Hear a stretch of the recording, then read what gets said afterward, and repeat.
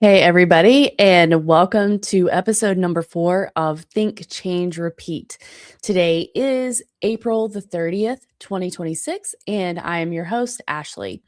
Today, I originally had a guest lined up, and that did not work out, so I decided to do a little bit of a presentation about the Vietnam War, the importance of that, some of the timeline, some things you may or may not know. And then I'm planning on opening up the phone lines after that. And hopefully we can have a discussion with some other people that are interested in this subject as well. And maybe have something to add that I don't know. And I have to say that I am not an expert in this subject, and I'm certainly not claiming to be. I'm not a scholar, but this is something that captured my interest, and it's kind of a long story, and maybe I'll get into that some other time.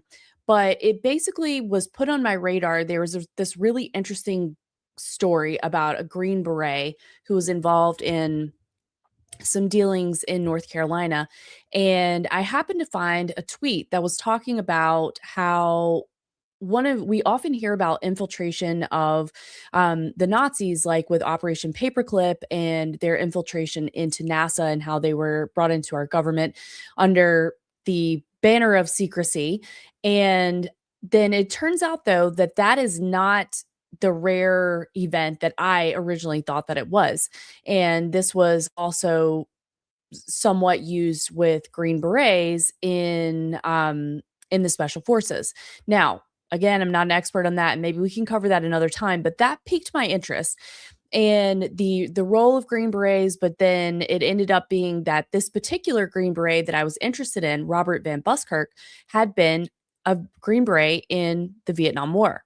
And so then I began kind of digging into the subject. And then the more I learned, I was um, very fascinated, of course, because there's so many facets to this conflict, and I have learned so much. So there was a lot that I didn't know, and I am just in this learning journey. So I hope that we can talk about some things that you're interested in. Maybe you'll learn a few things in regards to this, and maybe you can teach me some things. So, and I do have to say, this is the first time that I have attempted to do a show by myself, and we'll see where it goes. It may be a disaster, but let's hope that it won't be. So I want to go ahead and check in with the chat here before we get going. So I'm streaming on my Rumble, on YouTube, and the Knights of the Storm Rumble. So I have Dave, Nature Boy, Naughty by Nature of the Third Rail podcast over there. And I have Jason Barker. I have Kuda Bing, Sweets, and some folks are chatting in real time. So, hey, everybody. Good to see you. And yeah, so we're just gonna go ahead and get into it, and we'll see where that goes. And I'm Jason is in the chat, so I'm hoping that maybe he can help me keep track if anybody has questions or comments. And then, like I said, as we go, I'm going to post a link for people to join on the StreamYard. And you don't have to be on video or anything like that. But if you want to join in, that would be great. Also, I have Nostradamus over on YouTube. Hello, Nostra. And it's great to see everybody. And I have some lovely encouragement in the chat, and I really appreciate that so much. So we are going to see how this goes. Now, I wanted to talk a little bit about the books that I have found to be very interesting. Now, I have accumulated a lot of books on Vietnam over these last many months, but the two that I'm going to be referencing today are primarily the Perfect War by William Gibson. So I'm going to pull that up really quick. And with all this, I've got a lot of tabs open, so just bear with me, people. If you listen to this after the fact, and you don't even see the video, I apologize. But it's A Perfect War. And if I could just find my tab for that, that would be great. Maybe I lost it. So I will pull that up. But in the meantime, what I'm going to do is show a video of this particular author where he was on Alternative Views Television. So they had a really good coverage of this author and his book and kind of the synopsis or like some of the beginnings and why Vietnam. And that's a huge question, right? Because the ramifications have been absolutely enormous. And I don't think it's really possible to quantify the fallout from that, the devastation that happened from the American side and the Vietnamese side. And then, of course, with something else to talk that I want to talk about on another episode is other countries were involved in this conflict as well. Other countries that sent their soldiers or mercenary soldiers to this conflict. So they also paid a price. But as we know, it is primarily involved the United States and Vietnam. And we're going to get into a little bit of what did Vietnam even look like before we went into that country and a little bit of that timeline. So I'm going to go ahead and I found my link here.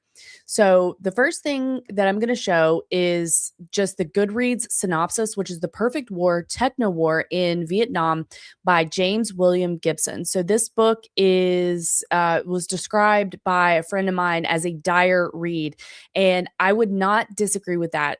This has been really slow going for me. I'm a slow reader anyway, and it is very information dense and it covers a lot of topics. But I just wanted to get that out of the way. If anybody is interested in that, or if you have read this book, then it's a good one to pick up if this is a subject that you are interested in pursuing. So I'm going to now go into the clip on YouTube introducing this author and just a little bit of let's just get it established with some background information, and then we're going to take it from there.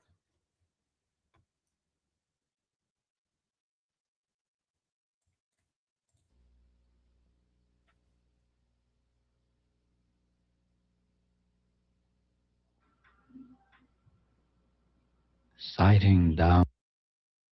And I did want to say that some of this information is disturbing. So I wanted to give the disclaimer like this, it's not too graphic. I don't want to get into some of the really very graphic stuff.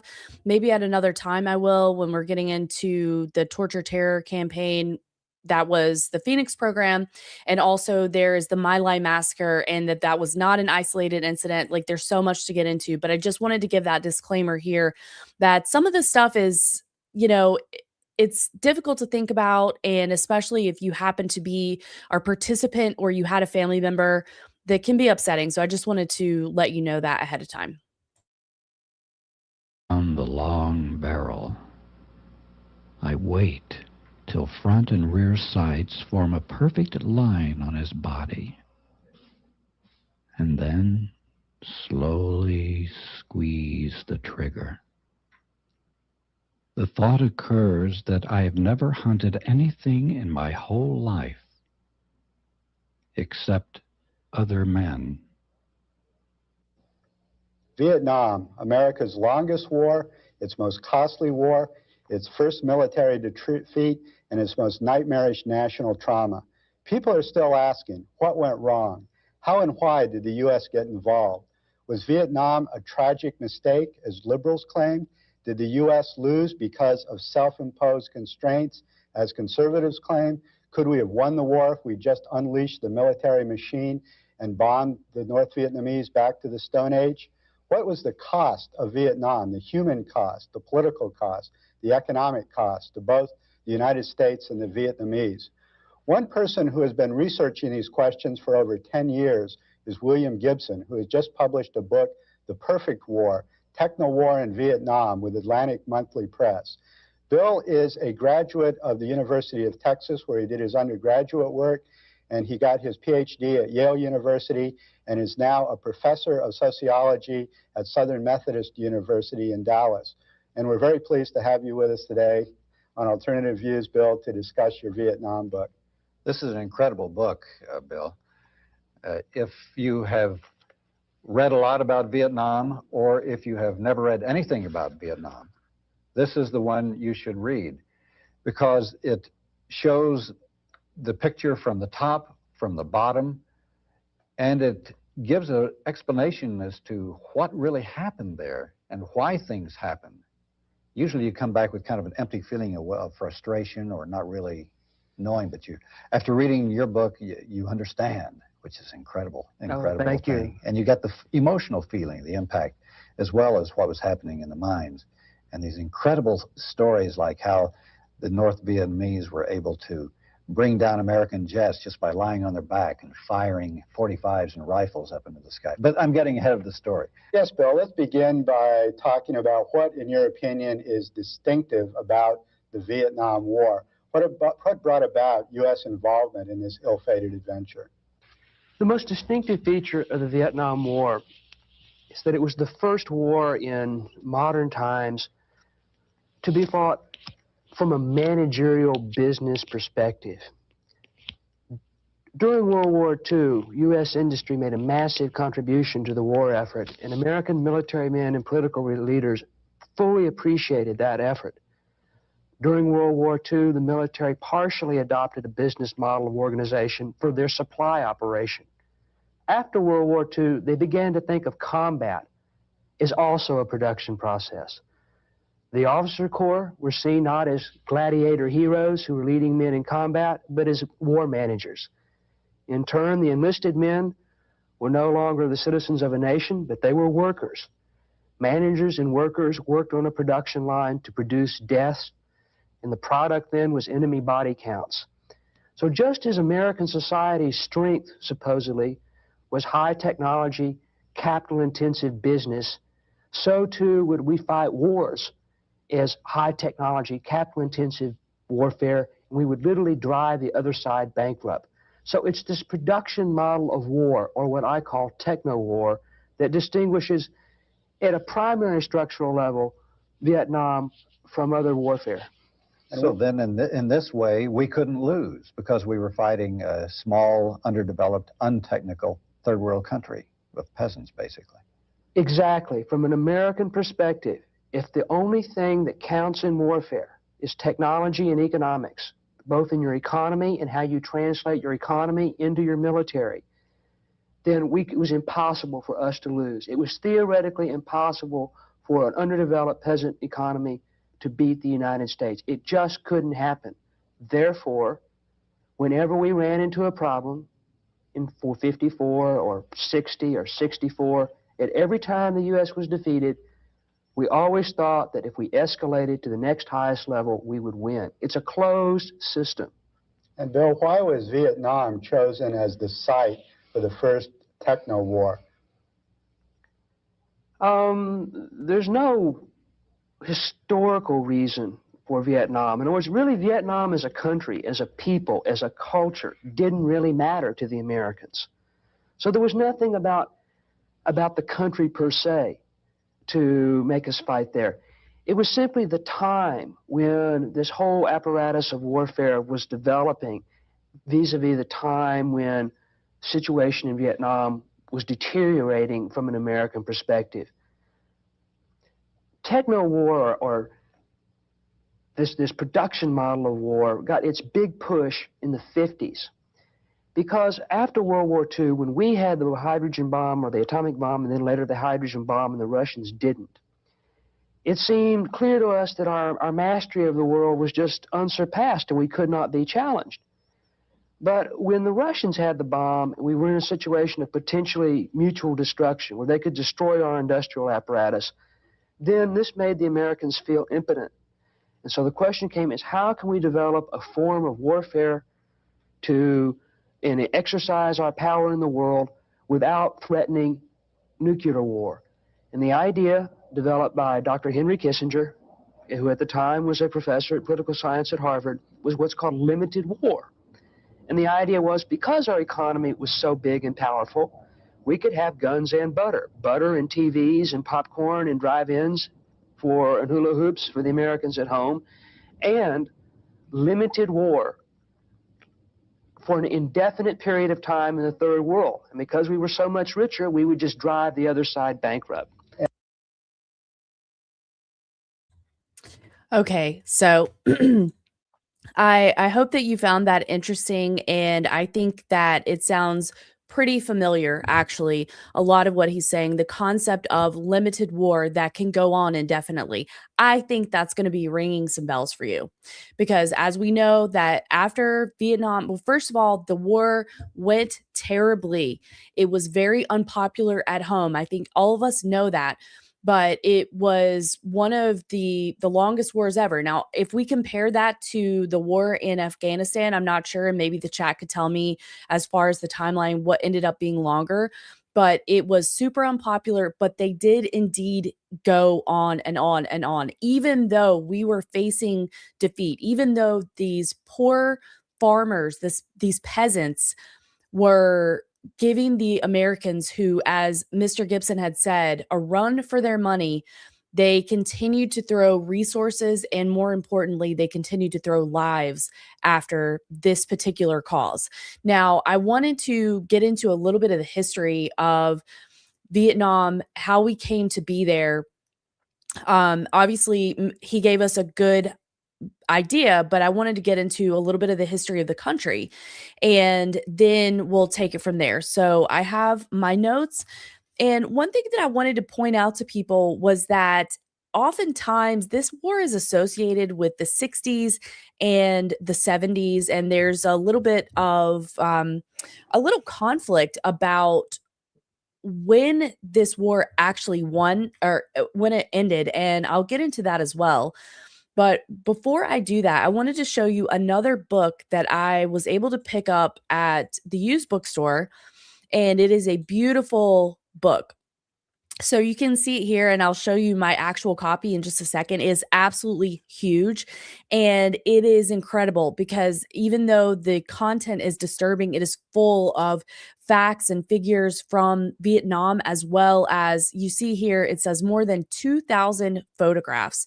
So it is a very good piece of documentation that I have that you can see.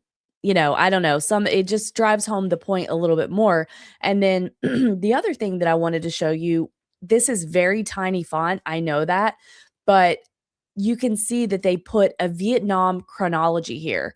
And I took photos of the first and the last page, and you could see that these pages are absolutely full. And this is only the first and the last pages of this book, which is really incredible, considering like just everything that went into this. There were so many timelines. So now I'm going to show you my book, and as you can see, it is really huge.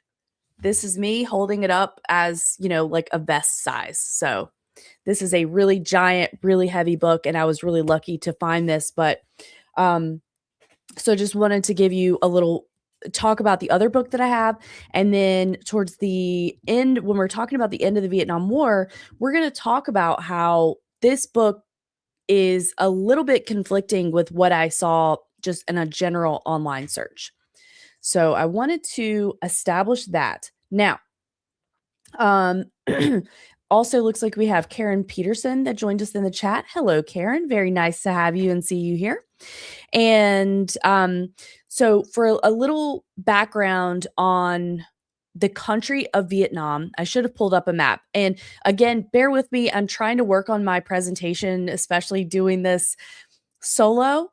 So we're just going to figure it out together. But basically, we have the country of Vietnam, and it's part of Indochina. So Vietnam had been going back and forth with the Chinese for a very long time, like thousands of years. So, and Bill Gibson talks about this, that they would have an invasion, the Chinese would be ruling the country for a while, and then they would kick them out, and they would have some peace, and then back and forth and back and forth.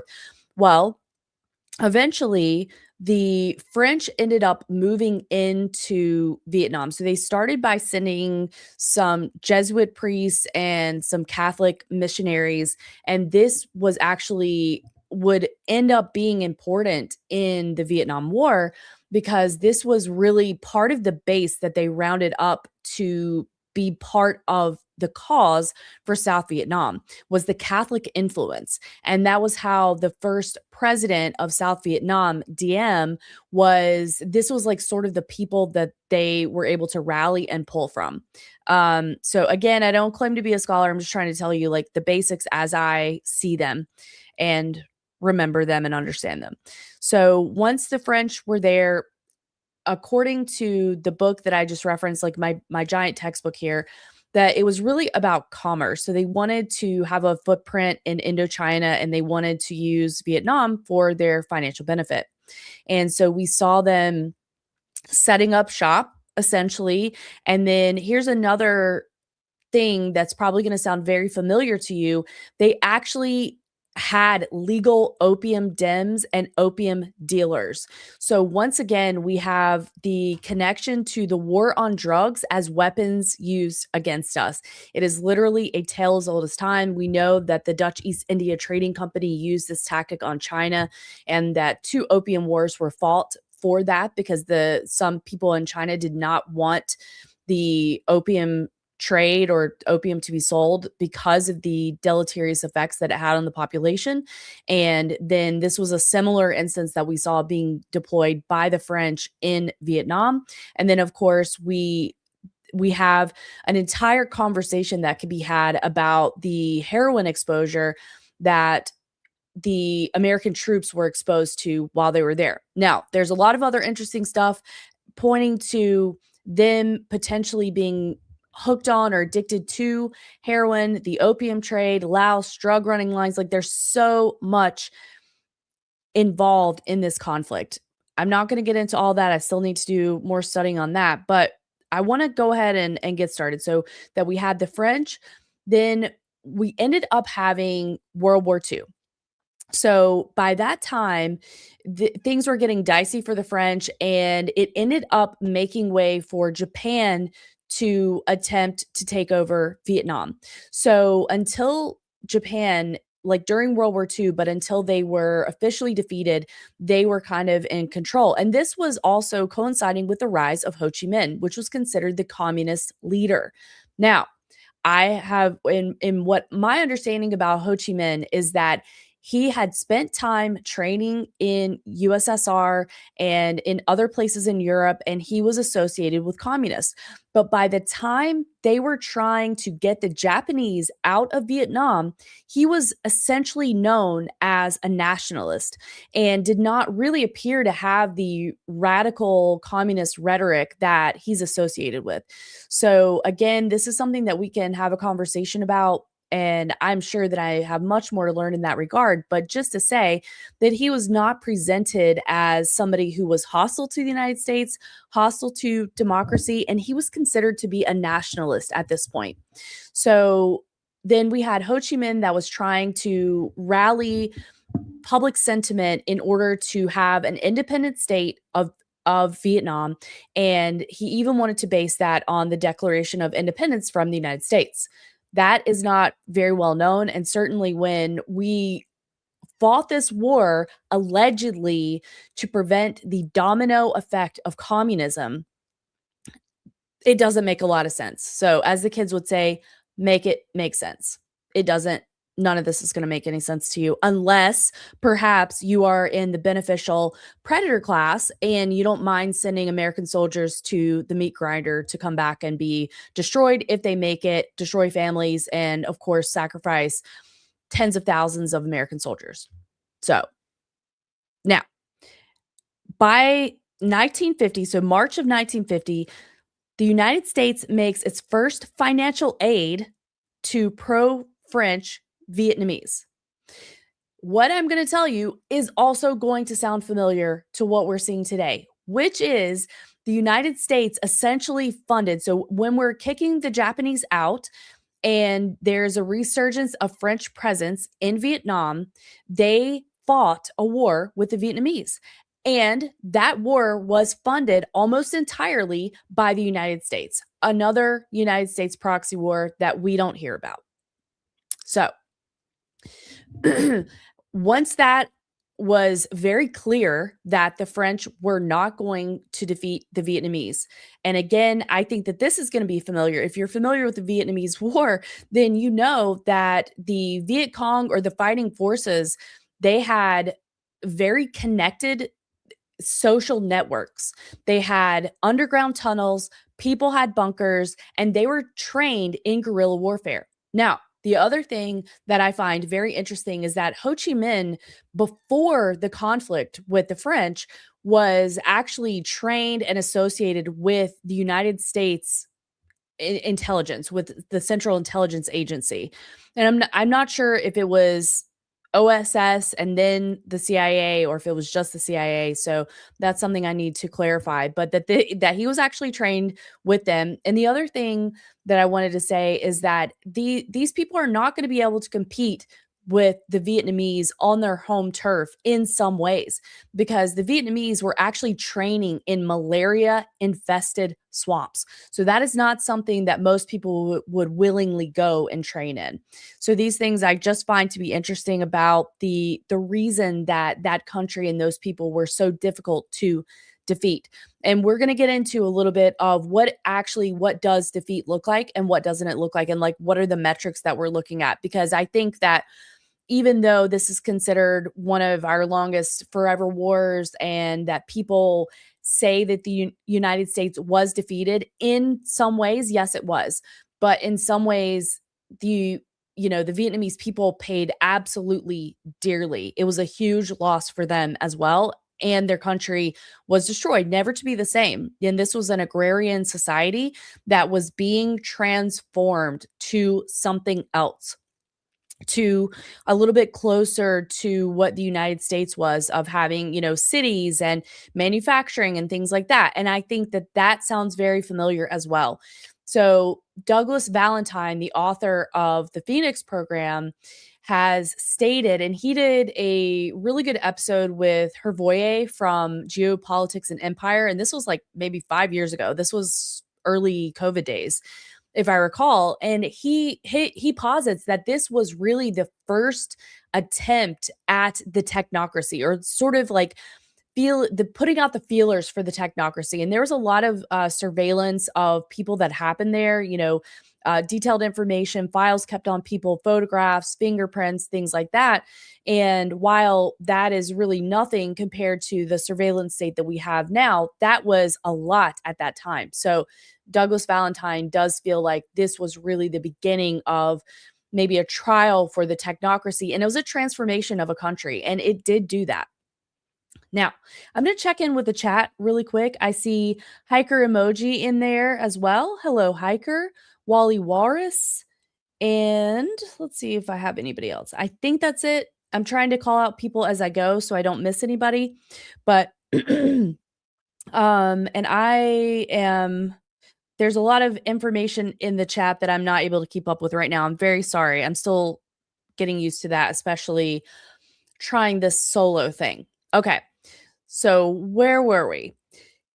In March of 1950, the United States began funding this proxy war with the French versus the Vietnamese. Okay. Eventually, that became very clear that that was unwinnable. Then another significant time period was May of 1954. The Geneva Conference happened, my note says Geneva Conference on Vietnam convenes. Okay.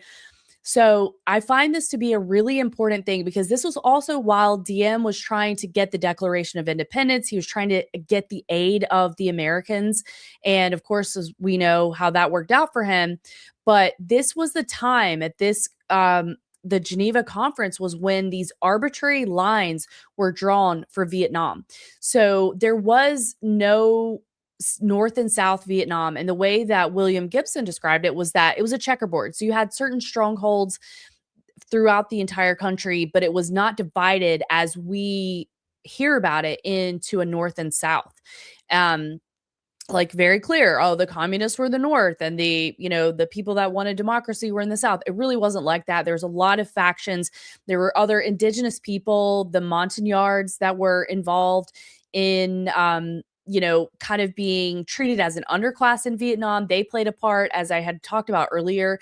The Catholic population played a part. And then, of course, the people that would align with the Viet Cong also played a part. So there's so many moving pictures or pieces to this conflict. And I just want to say, not that I'm an expert on this, but just to provide a little bit of context, that I think the narrative that we get generally is that in this conflict there was North Vietnam and there's South Vietnam, and just to say that it was not that simple. So the Geneva Conference was a key moment for when the country was divided up arbitrarily into this North and South, and then there were supposed to be elections that happened after that, and I think that was really when they were still kind of working with or leading on Ho Chi Minh, really, but those elections would never happen.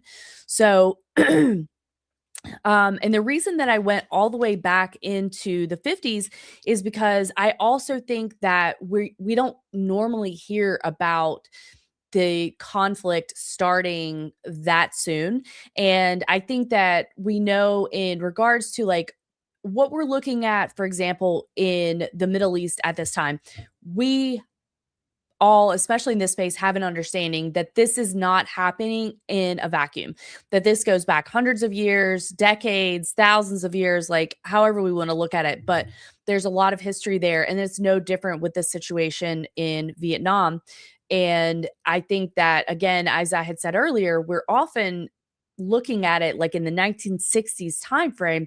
But I just wanted to say that there's so much more background, even with US involvement well before that. Then we had some really important events. So by this time, President Kennedy was he was the president. And so this was May of 1961. He had made a statement that said the use of American troops in Vietnam is under consideration. And then we're going to go through and see how this escalates and spirals out of control, really. So then, October of 1961, Kennedy attended a Special Forces presentation at Fort Bragg. And this is something else that I find to be very interesting because I don't know. I look at this as propaganda used on the president of the United States. So they were essentially, I think, propagandizing him, putting on a show to show the use of the special forces, like the equipment that they had. And I'm going to get into a little more detail in just a moment. But they wanted, I think, to prove that he could use the special forces. And there's some other interesting and semi maybe significant things in regards to that. So I'm going to be pulling up my screen again. Okay. So this is just a general search, but did President Kennedy attend a Special Forces presentation at Fort Bragg, North Carolina? So he attended the U.S. Army Special Forces demonstration at Fort Bragg on October the 12th, 1961.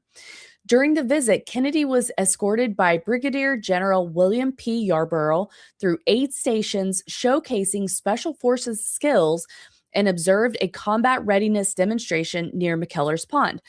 This event included a lake raid by an A team and men in civilian clothing, as well as displays of guerrilla warfare tactics and unconventional warfare capabilities. The key outcomes, according to this search, said that he approved the Green Beret as the official headgear for the Army Special Forces. So, an interesting fact, and I don't know, maybe other people know more about this, but basically, this was where the Green Beret actually came from, that they were approved to wear, and it was now going forward associated with special forces. And the president recognized the critical role of unconventional warfare in Cold War conflicts, leading to increased support and deployment of special forces troops, which of course would be pertinent in Vietnam. And as we know, there was a lot of unconventional warfare. The Vietnamese were very much known for their guerrilla warfare. And then the lasting legacy, the U.S. Army Special Warfare Center and School was renamed John F. Kennedy Special Warfare Center and School in his honor less than a year after his assassination. So I find that to be interesting. And then I found a clip online of 10 months ago that Donald Trump actually attended a Special Forces presentation at Fort Bragg. Now, I didn't have time to go into when this actually occurred, and maybe it's nothing new for any president, but considering the situation that we are in and potentially on the precipice of this Iran conflict, I found that to be very interesting. So I wanted to also bring up, let's see if I could find it. I had it somewhere. This was from, maybe I can find it while I show a little bit more of a video, but this was from my from A Perfect War. And Bill Gibson talks about he gives a little bit more detail about this event that President Kennedy attended. So I'm going to try to find that. And while I do that, I'm going to play a little bit more of this video, and I will be right back with you as soon as I can share my screen. And it was a period where certain guerrilla movements, certain national liberation movements were emerging. We saw the Cuban Revolution in 1959, and there were Third World revolutionary movements throughout Latin The America, Western, Africa, South. The French and British empires were deteriorating worldwide. Certainly, and Vietnam's a classic case of that. Vietnam had been a French colony that went through a long process of revolt. So Vietnam was just simply, it was ready. We had our theory for limited war, and we had our apparatus in place at the time Vietnam was well, by the time the French had been thrown out. Can you give us a brief history of Vietnam and their struggle, first against the Chinese and then the French, et cetera, leading up to American intervention? Certainly. The word Vietnam originally, it means Southern Kingdom of the Viet, and it was a part of China that, well, didn't really break off. It's like Chinese immigrated there, and they formed a racially distinct group and tried to claim independence. Chinese emperors would invade Vietnam, hold the country for several hundred years. Vietnamese guerrilla fighters would throw the Chinese out. The Chinese would then invade and hold it for another 50, 100 years. Then the Vietnamese would throw them out and hold on for 50 years. The struggle between Vietnam and China for Vietnamese independence went on for hundreds and hundreds and hundreds and hundreds of years. Finally, by the time the Vietnamese had finally defeated China, they were in pride. They were weak, though.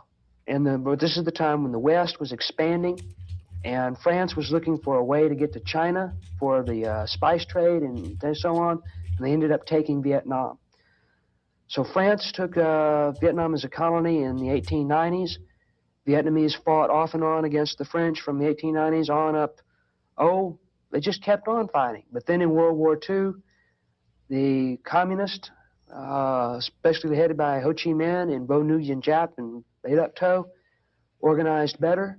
They fought against the Japanese, and then after declared their independence in 45, and ironically, American intelligence operatives supported that effort extensively. And Ho Chi Minh, as I understand it, looked at that time to the United States as a model to develop his country, not to the Soviet Union. His position was that he had paid off whatever he felt he ideologically owed to the Soviet Union, and that he was a free agent, he was not getting any assistance, and that the America, with the Declaration of Independence and with its stated anti-imperialist policy, was a far better possible ally. And it was a model of democracy for him, too. And at that time, he was a nationalist and a Democrat to some extent. Certainly a nationalist. How much a Democrat? I'm not. I wouldn't. He was pretty much. He at least paid lip service to the democratic values and the anti-imperialist. But certainly a nationalist. Yeah. Well, then the.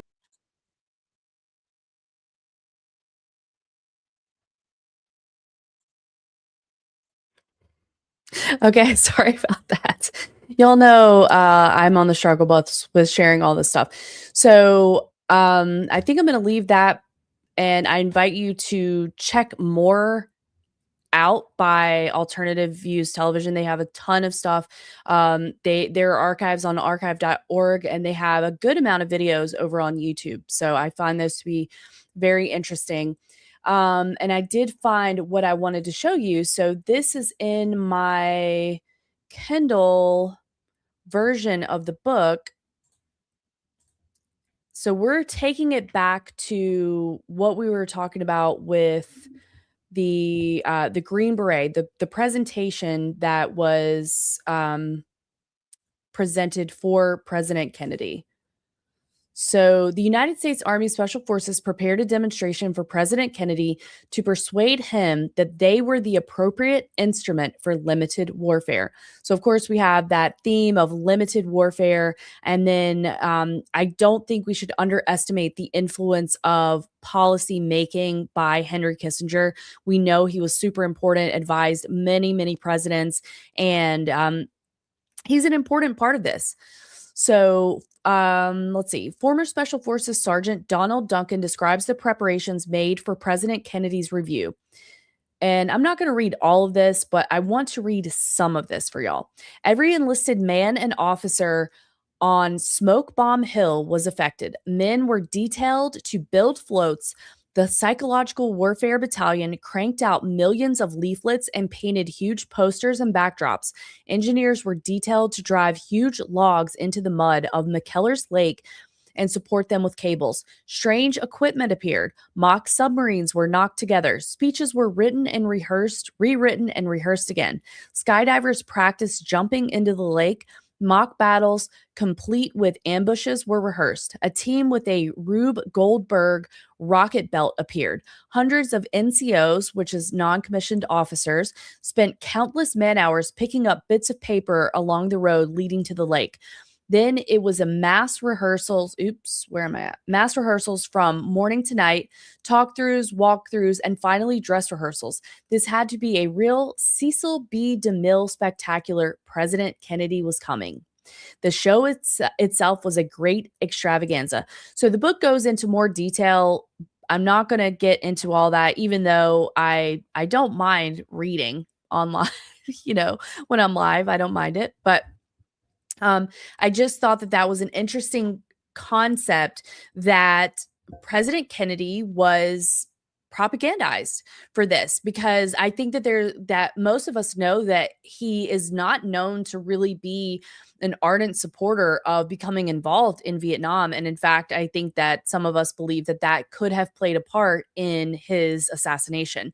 And I know that there are many, many factors, and people that are really experts on the subject, like Don Jeffries, can talk to you about many factors. He opposed the Israel having nuclear arms. And obviously that appears to have been a contentious issue. So there was a lot of those things involved in his presidency, but he seemed to be kind of a hesitant participant in committing the United States to the Vietnam War. So let's continue with our timeline. And I can't believe it's already been almost 45 minutes. So I'm pretty happy with that, because I was a little bit worried if I was going to have enough information to talk to y'all about. So he attended in October of 61. By December of 1962, we had 11,000 U.S. troops in Vietnam. So I believe that he was still operating under this limited capacity kind of mindset. And then there is some information in the book about Kennedy wanting to actually start pulling back and making changes in Vietnam. And that happened to be early November of 1963. And then, of course, we know that 11/22/63 was the day that Kennedy was assassinated. So these conversations with limiting and potentially removing some of our participation in Vietnam was happening early November of 63, which does seem very significant to me. And then so of course, Lyndon B. Johnson was now the president after Kennedy was assassinated. And Lyndon B. Johnson did not appear to have any of the qualms that Kennedy had as far as our participation in Vietnam. So August of 1964 was a very significant event, which was the Gulf of Tonkin. Now, a lot of us believe or have been told or heard or think that the Gulf of Tonkin incident was when everything officially started, that this was the false flag to get us involved in the Vietnam War. And while that is true, it's also not telling us the entire picture, because per my notes, we already had the 11,000 troops as of 1962. And this happened in August of 64. So I think it can be a little bit of a misnomer that, if this isn't something that you're digging into, that the United States was just totally not involved until Gulf of Tonkin, and that's not how it was. So, um, other significant things about Vietnam that I want to get into, and this may not be in any particular order. What we do know is that the Vietnam War was the first war to use the draft, and that was to devastating consequences. So the draft began in 1964. That coincides with Gulf of Tonkin, and approximately 1.8 to 2.2 million American men were drafted into the Vietnam War. And then we had our losses of Americans and troops was 58,200 approximately that we lost. And most of those were lost in actual battle. Some others were accidents and things like that. And I think that you're never going to really know the whole story. We had, in some cases, troop rebellion, where they did something that was known as fragging to their commanding officers, which is they threw a grenade at them. Because, as we had talked about earlier on, this was a very unpopular war. And as the longer it wore on, the more unpopular it was, and morale was low with soldiers. And certainly, I think you can expect that in a draft situation. And another connection that I would like to make to our current times is that we had the change from a voluntary sign up for the draft, not to participate, but to be like the the list. And I'm losing my words right now. I'm terribly sorry about that. To an involuntary, meaning once you hit a certain age, you're just automatically signed up. And then if a draft were to be implemented, then you're on the hook for that. So, and of course, that happened after the beginning of the Iran conflict that we currently find ourselves in. So there's a lot of similarities. And this is something that I find very concerning because this was a horrible debacle on all fronts. So the Vietnamese that were lost was approximately 3 million. That number is also unknown. There's some disagreements as far as that goes because of the nature of the warfare. And of course, we had Operation Phoenix, which was the torture terror campaign that was headed up not only by, but headed up by the CIA. And there was a lot of other people that they used. I mean, they even used South Vietnamese prisoners in this. So and the Phoenix program, a lot of us probably are familiar with that. If you're familiar with Dave McGowan's work, he actually talks about it in his book, Program to Kill, because he posits that there's a thread with some of the serial killer, the stories that we heard after that, which some believe was part of a strategy of tension in the United States. Now, I'm not going to dwell on that. I just found it to be an interesting point. Then the other thing that I want to say is that when I looked up online, when did the Vietnam War end?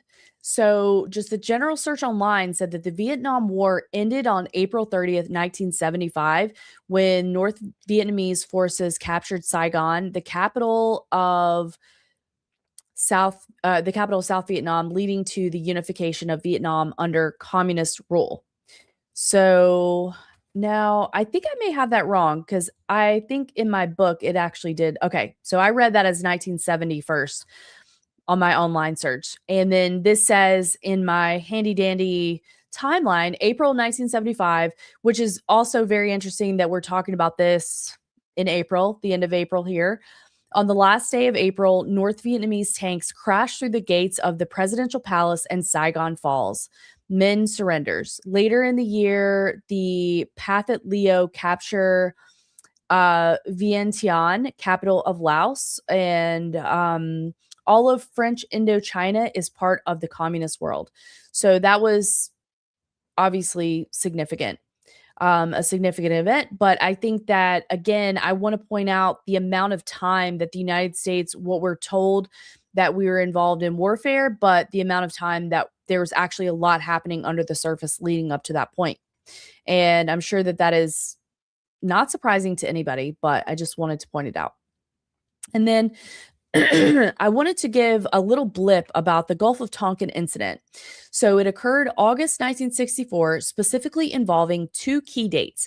The first confirmed attack, in quotations, on the USS Maddox took place on August 2nd, 1964, and the second controversial incident involving the USS Maddox and the USS Turner Joy was reported on August of 1964.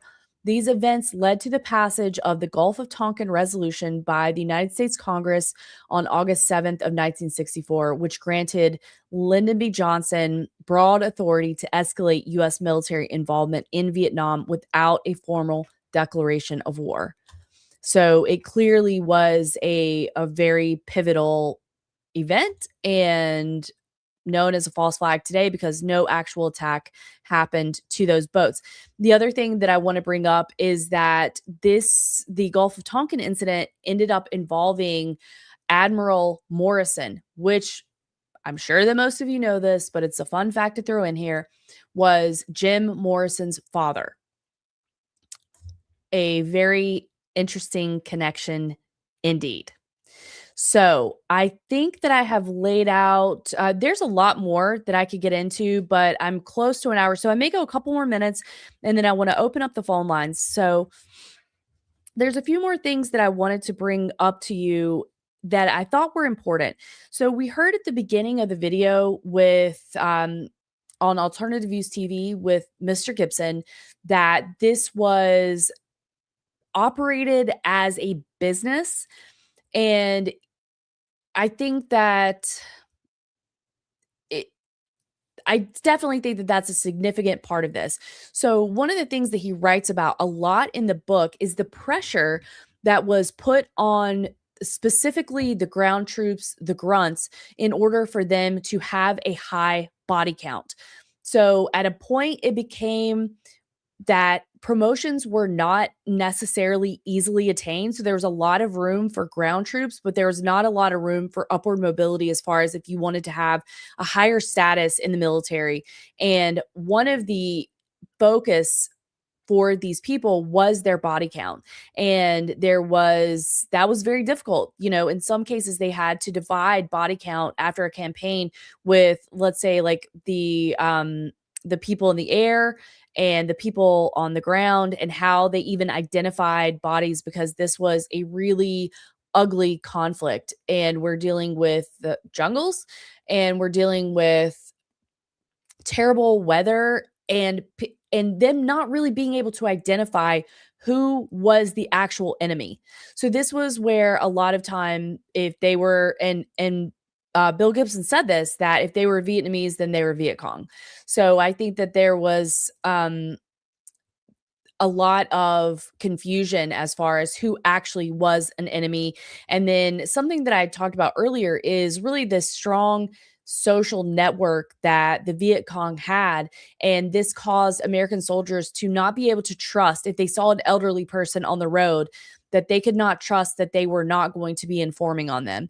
So, and while I'm very, very critical of the entire conflict, and I know that I make points in favor or defending or whatever you want to say about the North Vietnamese, but I also have all of the sympathy in the world for the people that were involved in this conflict who didn't want to be there and who ended up having to, you know, commit atrocious war crimes. And there were a small amount of people that enjoyed that, but overall American soldiers came back very traumatized and devastated. And of course, we found that it was a system that was not supportive of them after the fact, as far as mental health care, as far as actual health care, and the support and the fallout from that. And it was really bleak. Something else I wanted to talk about, I mentioned this on Dave's show on the Third Rail a couple weeks ago, or maybe it was last week, I'm not sure. But I thought it was really important, so I wanted to bring this up. This is called Project 100,000. The other thing that I've been trying to do is make notes for myself when I come across something interesting in regards to the Vietnam War, a project that was run, then I try to make a little note to go back and do some research later. And we know that there's just no shortage of that. We had Operation Popeye, which was where they were manipulating the weather in order to make the monsoons worse. We had Project 100,000. We had the Phoenix program. I mean, and on and on and on it goes. But Project 100,000 was also known as McNamara's 100,000 or McNamara's Folly or McNamara's Morons. This was a controversial 1960s program by the United States Department of Defense to recruit soldiers who would previously have been below military mental and medical standards. Project 100,000 was initiated by Defense Secretary Robert McNamara in October of 1966 to meet the escalating workforce requirements of the U.S. government's involvement in the Vietnam War.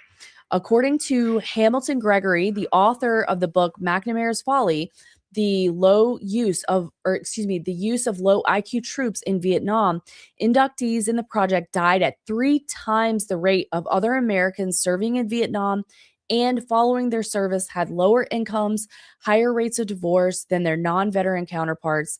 And that project was ended in December of 1971. And then I saw somewhere that this was part of the inspiration for for Forrest Gump, and that this was kind of what the character of Forrest was based on. I have a couple things to wrap up before I open up the lines, and I'm going to check on the chat really quick. And I see Hempcar is there. Hello, Hempcar.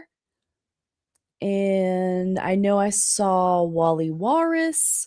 Oh, Wheezy. I see Wheezy. Hey, Wheezy. And SMU Husky. And let's see here. I don't know. I'm missing people. There's a lot of chat, which I'm so grateful about, but I can't read it all, which I really hate.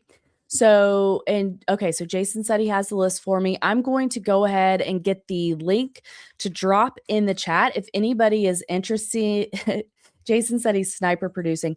If anybody's interested in hopping on and we can talk about this or the current conflict, I'm totally fine with that. I want to keep it kind of based in this conversation. I know that organic conversation can go anywhere, but I just, if we can talk about this, that would be good.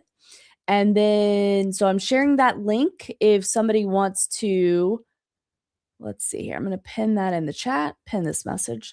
If somebody wants to hop in, and again, you do not have to have your video on, just have, decent sound quality, quietish room for us to hear you. And then we'll take it from there.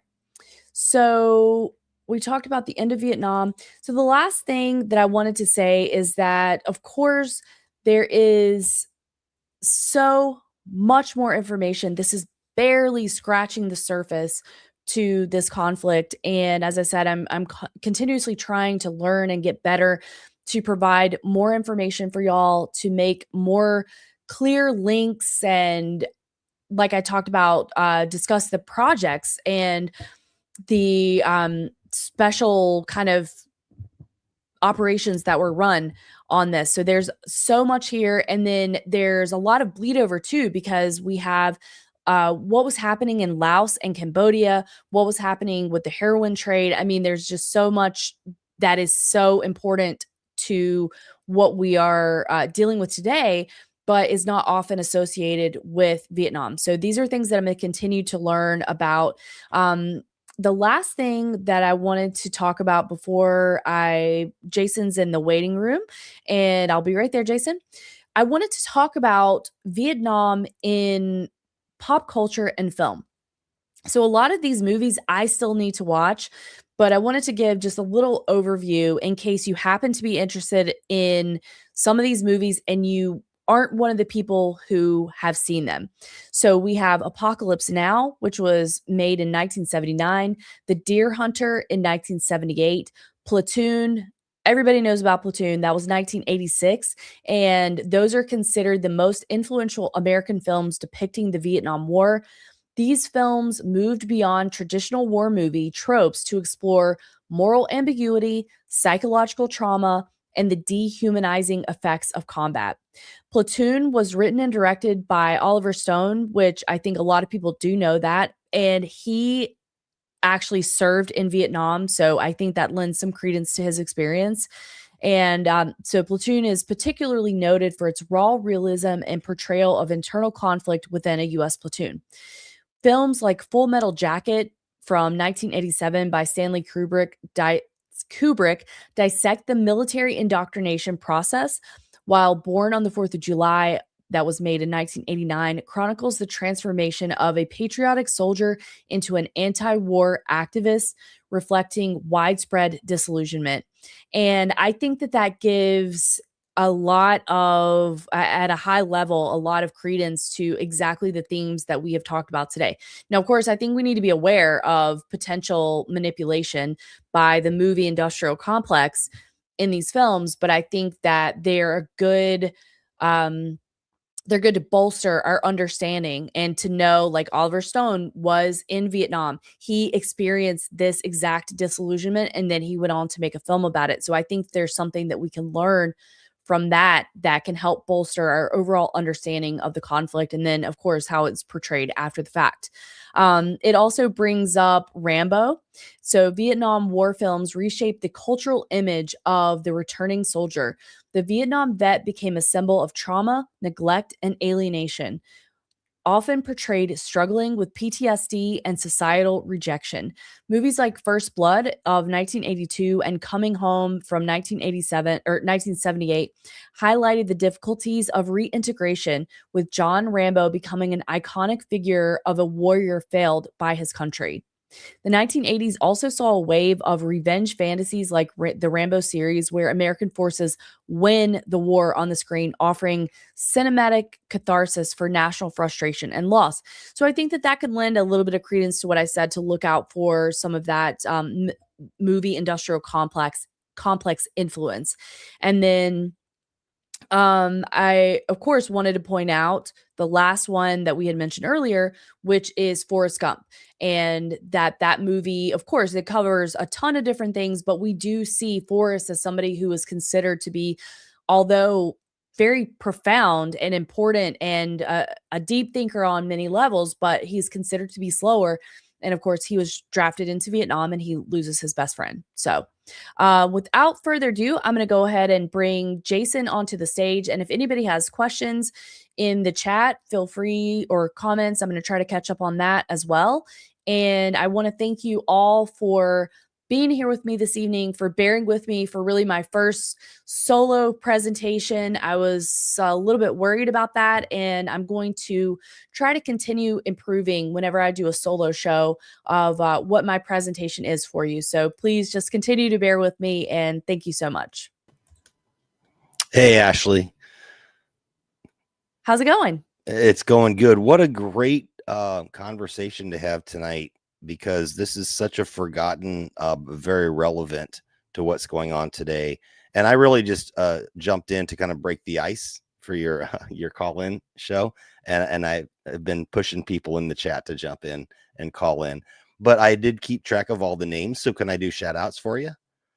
I would love that. I would thank you so much. Right on. So we had Dave, Nature Boy does the Third Rail podcast. He was the first one in the chat. And we had Kuda Bing come in. Kuda Bing, what's going on, brother?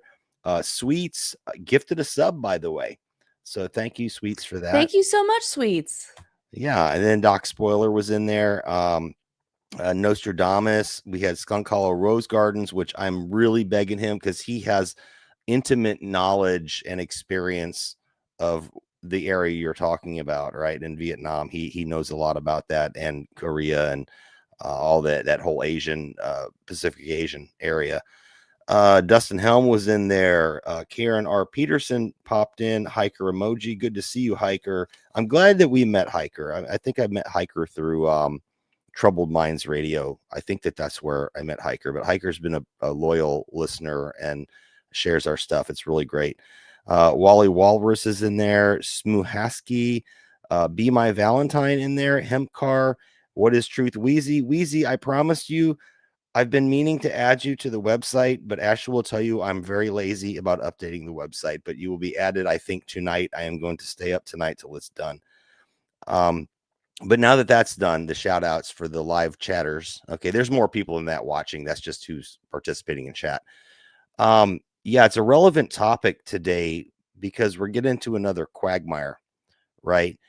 And when we look at Vietnam, and I did a report on Vietnam in one of my NCOS schools. NCOES is like when you rank up in the Army, or I think any branch of the service, actually. When you rank up as an NCO, and you, of course, said NCO earlier was a non-commissioned officer, you have to go to another school where you learn the next level of leadership and, your duties or whatnot. And there's parts of that where you have to give a presentation. You got to go to like a formal function. You got to do all this, schmoozing around, rubbing elbows with higher ups. I never liked that stuff.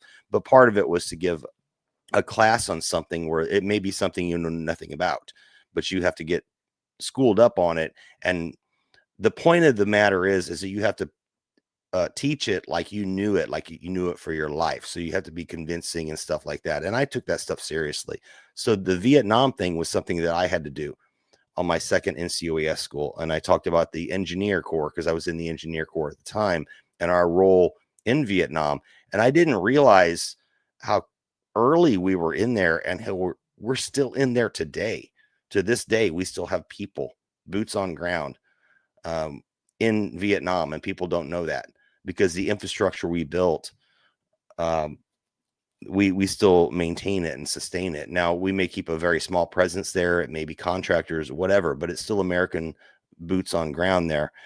And I think that it's kind of relevant today when we look at what's going on in Iran right now, what went on in Venezuela, what's going on in oh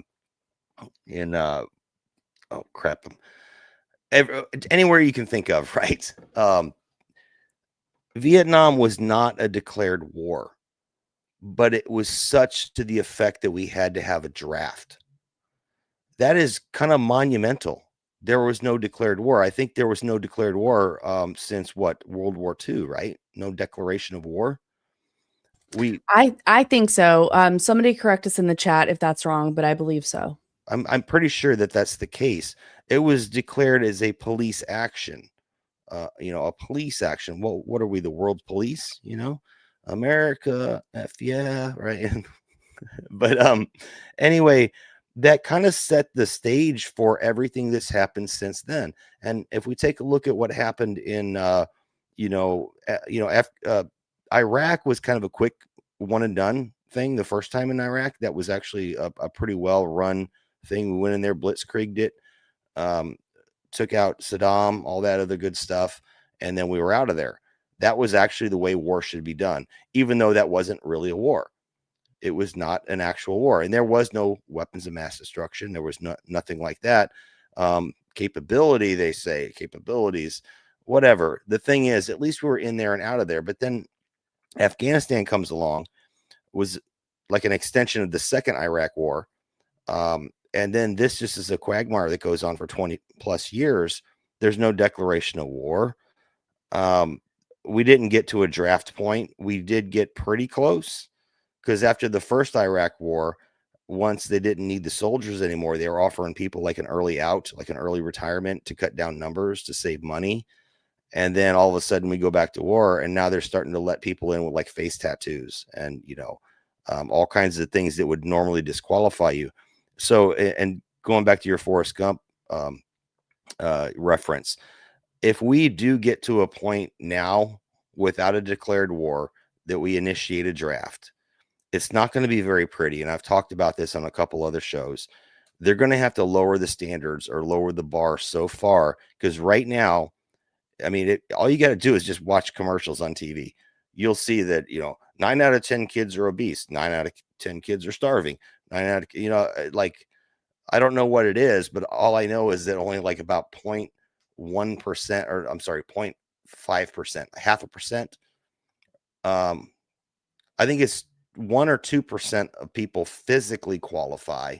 But then when you add the, can they pass the mental aptitude test to get in, it drops down to like a 0.5%. So we could not fulfill a draft right now if we needed to fight something the size of Iran, and let alone China, right? 'Cause we're kind of poking with China, and I've talked about this before. There's still that on the back burner, the Taiwan issue, right? We don't know what's going to happen with that. We've already got our butts into Venezuela. We're looking at Cuba. You talked about that today on America Unplugged. And I'm glad you talked about that, because nobody's really talking about that. And it's something I haven't been paying attention to. We have really stretched ourselves thin. We do not have the manpower, even if we reached out to do a draft for an unconstitutional war, undeclared war. We cannot fill the bodies, and we don't have the manufacturing capability without those nations we're going to war with, or have depleted of energy to supply us with the parts we need to build, said missiles, planes, boats, whatever, because we don't build it here anymore. Everything's centered around AI and services now, not actual manufacturing. And one thing that I wanted to chime in as far as the Iran conflict and the question of boots on the ground. Of course, we all know I'm not a military strategist or a military historian. I'm just trying to learn as we go. But from what I have heard of people who are experts or kind of experts, they have talked about the geographical layout of Iran is something to not be, to not be understated, how much that terrain is in the favor of Iran. So that it is a rocky mountain fortress, basically, and that it would take millions of troops if they wanted to actually put troops on the ground in order to achieve whatever goals they're saying their goals are, which are always changing and moving. But that is what, that is the manpower that would be required in order to do that. And of course, I think that you definitely run the risk of once again creating another Vietnam-like situation. We know that the Iranians have a lot of underground bunkers for their military weapons and who knows what else. And that was one of the things that was a similar thread to the Viet Cong or the Vietnamese, is that they had underground tunnels. They knew the land very, very well. This was a huge disadvantage for the American soldier. And they had that in addition to these very connected social networks. So word of mouth and spreading news very efficiently through those circles. And that's a potential that could be found in Iran. And I pray to God we never find out. But I'm just saying that these are some things that are potential similarities to what we're seeing now. So I want to talk about that. What you just mentioned something very important, which is the terrain, the lay of the land, the choke points. Right now, and we talked about this on America Unplugged today. And thank you, by the way, for coming on with me and doing that. I'm sure Tony appreciates that we both did that. But I'm concerned, and I talked about this weeks ago, with the logistics chain to get the boats we have in the water, supplied with food and stuff like that. And you had brought up some really good points that I hadn't even seen. So you brought in, you kind of like confirmed my suspicions that I had weeks ago, that this is coming to fruition now. Now let's go one step further inland and put some boots on ground. Let's say we do have enough troops, we have enough Marines, because it's going to be Marines first. Let's face it. Marines hit the ground first. The Army comes in to sustain the land later. Once it's been taken, Marines are always in first. I mean, there's some exceptions, but that's just a general way that the military does things, the U.S. military. You get those soldiers out there, those soldiers going through that kind of terrain with only really 2 access points. You have the strait there that you can get them in, where we have boats, or you can come up the north side. I forget what that's. There's a place up north of north central of Iran, where they have another body of water, which is very difficult for us to even get anything in there. So that's not really likely. How do you sustain those troops, those Marines that are on the ground trying to take ground over very, very rough terrain? And if anybody's ever seen any videos of stuff that went on in Afghanistan, and I would say this is very, very close to Afghanistan type, the mountainous regions of Afghanistan is very rough. And there were a handful of guys out there with RPGs taking out entire convoys on these little tiny mountain roads. I just don't see us really being able to take Iran out unless they want to go a Samson option, and that's not going to be good for anybody. It's going to be all hell breaking loose type stuff. And again, to go back to, this is why what you're talking about is important, is we have to look back at Vietnam and see how this was a police action. It wasn't a declared war. We kind of like got slow rolled into it because of domino effect. Oh, if we don't do it, we don't fight them there, it's going to come here type stuff. We keep seeing this over and over and over again up to today. I mean, you talk about Iraq, you talk about Afghanistan, you talk about the stuff with Israel that's going on now, Ukraine. You know, I don't even know why the hell we got involved with Ukraine, to be honest with you. That's kind of like a civil war type situation to me. I don't know why we're involved, but anyway, yeah, it's a very relevant topic, and I don't know. I'm kind of rambling here, but Well, real one, quick, Jason, I just want to yeah, chime in before you get there. So I want to say that yes, the now I would think that this type of information of not underestimating the terrain would be at the forefront of the policymaker and decision makers' minds. This was a lesson that was hard learned in Vietnam because we heard Bill Gibson say that they really had this hubris about them that we have all the money and we have superior weapons. We have helicopters, we have bombs. But we have heard many times that in regards to the Iran conflict, that simply bombing a country only is not an effective way to create whatever or to achieve whatever your goals happen to be. But this was something that they did believe in. And of course, it wasn't just a bombing campaign, but the bombing was used and the technology was used to supplement what the ground troops were doing, or to increase that body count and use the ground troops as bait, basically. But we saw them underestimate monsoons, extreme weather.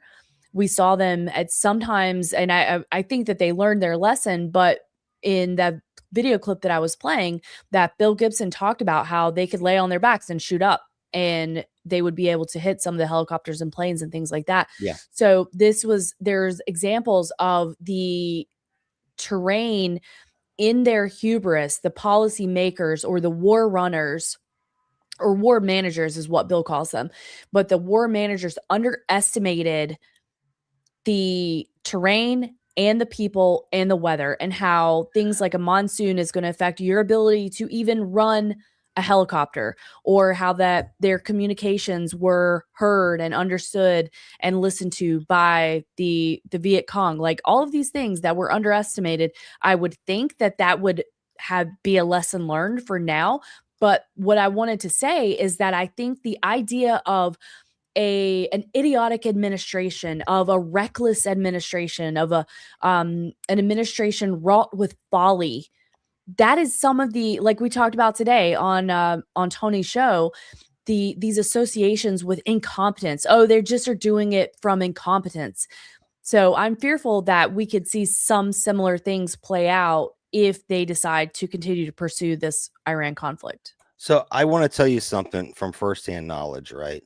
From both times I was deployed, they wouldn't launch a Chinook, and you know, a Chinook's one of those twin prop helicopters. You know, it's got one at the front, one at the back. It's a kind of like a personnel carrier. They have guns on them too and stuff, but they wouldn't launch that. They wouldn't launch a Black Hawk. They wouldn't launch any of these rotary wings in the slightest of dust storms. And I'm talking, we see this in the West here in the US. It's nothing serious. They won't launch them in a war zone, in a place we've been and have secured supposedly for almost 20 years. They wouldn't launch them. And the same time, if there was a little light dusting of snow, they wouldn't launch. I was stuck in Bagram Air Base, in the temporary barracks, which sucked because you're in a 20-foot container with 6 freaking bunks. That's really tight quarters. You know, the top bunk, you're like literally can just touch the top of the container. Anyway, I was stuck there for a couple weeks because there was a little bit of snow, and we were supposed to fly out to a fob. I forget which one it was.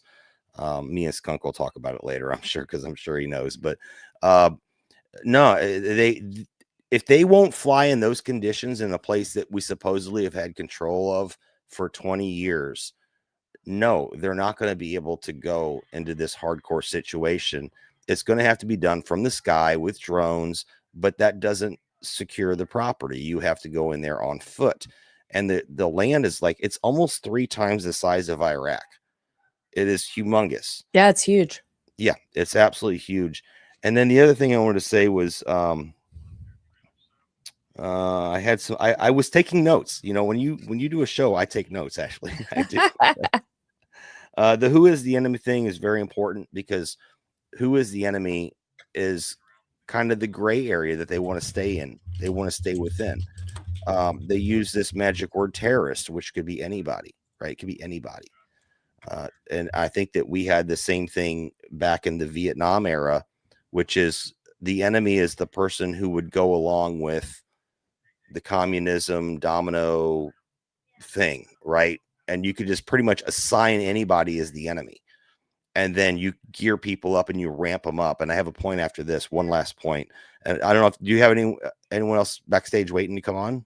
Nope, I don't have anybody. It's just us. But if anybody does want to call on, I did drop the link in my, let's see, in one of the chats. It's pinned in the Rumble chat. Yeah, I can see it. It's pinned in the Rumble chat on my page. So I'll drop it in the nights as well. And yeah, I'm not really monitoring the nights. I sent everybody here that I could. Okay. But anyway, my point is that the who is the enemy thing, the gray zone, that is something absolutely relevant to that Vietnam era, where certain nations were our enemy. We didn't know why. We never had a problem with them before. And all of a sudden they're at risk. They're at risk of becoming the enemy. And therefore they are the enemy. And therefore we don't need a declaration of war, and we can police action and go in and spray Agent Orange and, you know, kill people and then modify weather and do all these experiments. I mean, there was, like you say, Ashley, function stacking. They did a lot of stuff in Vietnam. There was so much. And this is something I was talking to one of my friends about this. I mean, you could spend a lifetime studying just this. Like, there's so much. And I showed, you know, like the timeline. And even though it goes back to the 50s, there's just so many things that happen and so many conflicts. And, you know, then you can get into the personal stories that were told by soldiers and all the situations that they found themselves in. And then the movies that were spawned from that, and the books in fiction that were spawned from that. So there's so much there. And I'm going to continue to try to educate myself on this, and hopefully do more presentations and make the connections. If you, you know, I'll do it anyway, but I hope that people find it interesting and maybe learned, you know, or heard something that they hadn't heard before in regards to this conflict. And, well, maybe we can generate some renewed interest in this, because I think that this is one of the things where they talk about, if those who do not understand history are doomed to repeat it. And this is one of those situations where I think that we could potentially really make a difference in people's awareness if we know the playbook. But to know the playbook, there's a lot of hidden history involved in this, you know, in this disastrous war for the United States. So there's a lot more for us to keep learning, and these connections to make.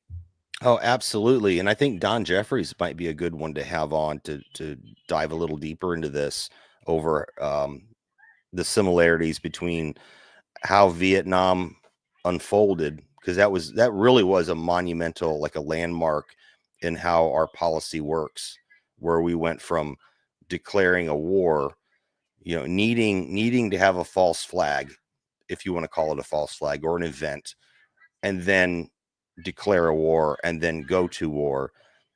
And then that moved us really into where we are today, with being on the offensive.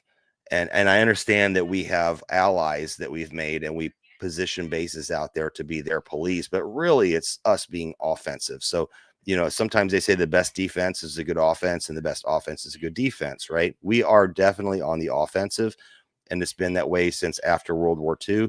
Vietnam was kind of like it was the baby that was birthed, and they nurtured it and seen how it worked, and they've perfected it over these years. And we just creep in a little slower and a little slower. And a lot of times we'll actually do a regime change somewhere with hidden hands to get ourselves in there, to get our foot in there. And I know that's a whole nother onion to peel right there.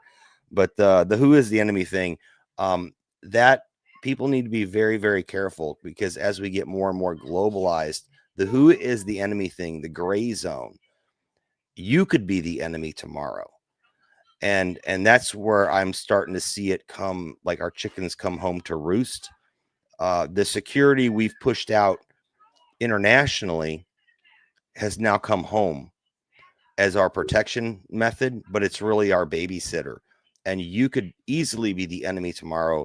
A lot of stuff we're seeing over free speech, a lot of stuff over, what you buy, owning a 3D printer. I got a 3D printer right here.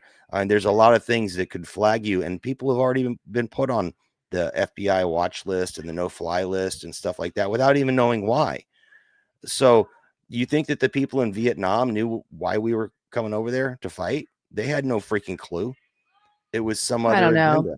I Yeah. mean, they had been embroiled in war and conflict for a long time because they had been, colonized by the French, and then the Japanese, and then the French, and then the Americans kind of did the old rug pull. So Yeah. they were no stranger to these conflicts. And a couple things I wanted to say really quick. Dustin made a comment that said they got a chance to test the weapons they developed under the Nazi scientists. And I think that is an amazing point. This is something I didn't even talk about in like the different projects and things that I'm trying to keep up with. We know that this was a time of where they really deployed chemical warfare. We had the use of napalm, we had the use of Agent Orange, we had the use of the ideology of The kill. weather manipulation as well. Yes, Operation Popeye, Yeah. and then it's search and destroy. So this is destroying villages. This is firebombing. This is just salting the earth, destroying the wells. And then I had mentioned briefly the My Lai massacre. So this is something I hope to do a full episode on that. But all that to say, this was a time where they really deployed new things, especially like we're talking about the chemical warfare with Agent Orange and napalm, and probably sarin gas. There is a whole other story about the use of sarin gas in. There's a big fallout after the fact with a Green Beret and CNN reporting on that story. I'll do another show about that. But anyway, I just wanted to point out that that is a great point. And then when you're talking about like the enemy, Bill Gibson refers to that as the foreign other. So this was a way to sort of be able to dissociate and just look at them as an entity as opposed to a human being. And I think that you make a very good point for us to start wrapping up on, which is that this is something that could and probably is being weaponized or turned on all of us. And depending on the particular presidency, we saw both sides of the paradigm being referred to as terrorists and extremists and that kind of thing. So it's not just one side. And we know that after the Oklahoma City bombing, actually, that there was the spotlight on the militia movement, on these sort of people who did not trust the government. And that was a turning point for how people viewed that. So this has been going on and happening as part of our information warfare and narrative management for a really long time. I'd like to make one final point here, just to drive it home about the gray zone and who your enemy is. 2 movies. I think it was Rambo 3 and Spies Like Us.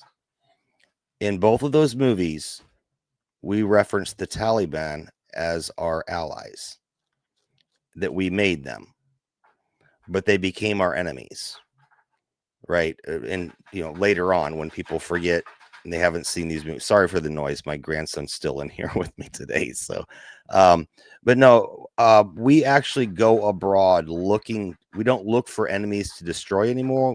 We create them and then go in to do regime change. That is the repeated pattern. And I would even bring it on home. And when I talk about them making you the enemy at some point, you, the citizen, the United States citizen, they've already done it. All you have to do is look at the Whitmer case, where it was the FBI or the CIA or whoever actually got a couple of rednecks. And, I'll hang that hat on my head all day. I'm a redneck, right? cool. They were into militias and going and shooting guns, and they had like literally the majority of their group were agents that kind of made up this plan to go, kidnap she was a governor, I believe, right? Governor or Yes, Whitmer of Yeah. Michigan. Michigan, right? But these two dudes that they indicted really didn't have nothing to do with it other than they were just trying to go along to get along with the group. And this is what our nation does. And if you look at this, at the Whitmer case on an international scale, this is what we have been doing forever and ever and ever. We go in there, regime change, whatever it may be, and then we wind up creating enemy. We went in there to fight Saddam Hussein. Guess who put Saddam Hussein in? It was us. Right. Yeah. So I don't know. Just think about that in the gray zone of who is your enemy. I love that you said that. Like, who is your enemy? I actually wrote that and put it in quotes. That's the real question, right? Who is the enemy? And on that, I will shut up. And great show tonight, Ashley. I didn't mean to be on this long. I just want to do shout outs, but great job. Hey, no worries. Thank you so much. And I think that we kind of put a bow on that. And I wanted to also shout out a couple other people that were in the Knights chat, Darth Magoo 420 and Weekend J Hunter and Guard Goldsmith. So I just wanted to say thank you, Jason, for all of your help. And thanks so much to everybody in the chat for tuning in. It really means a lot to me. I do not take that lightly that you, that you come to see my show, because I know that I'm still polishing and really working on it. So I just want to thank you all so much for your amazing encouragement and your participation in the chat. It truly means the world to me and makes me so happy to see you there. So thank you, everybody. And then we will see you again on Nights of the Storm Saturday at 2 p.m. Eastern. And then I am planning on coming back next Thursday. And I kind of like this time frame of the 8:30 p.m. and it's not conflicting with Guard show at 8:30 either. So I'm going to try to stick with that. We'll see how it goes. And in the meantime, take care, everybody. Oh, and last thing, if you want to get in touch with me, feel free to email me at think.change.repeat@gmail.com. And then don't forget to like, subscribe, share, and hit that notification bell. And also feel free to leave me a comment. I like that, and it makes me feel good, as long as it's nice. Thanks, everybody. I'll talk to you later.